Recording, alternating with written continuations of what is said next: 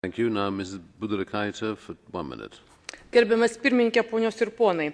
Europos avalynės pramonė per pastaruosius 5 metus sumažėjo trečdaliu, nes nepajėgi konkuruoti su pigia Azijos šalių vyriausybių dotuojama produkcija.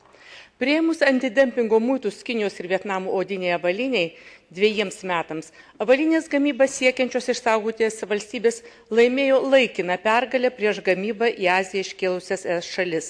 Muitų įvedimui priešinasi ir stambus prekybos tinklai, avalynės iš Azijos importuotojai. Rinkos apsaugos priemonės būtinos, kol Azijos šalyse dotuojama energetika, taikomi lengvatiniai mokesčiai, teršiama aplinka, tai bent iš dalies sušvelnins skirtumus tarp Europos ir Azijos šalių avalynės gamintojų veiklos sąlygų. Tačiau tik laikinai.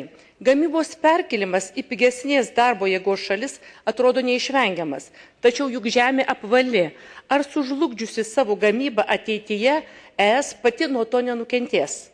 Ar Europos komisija neturėtų pamastyti apie PPO ir ES užsienio prekybos politikos reformavimą? Ačiū.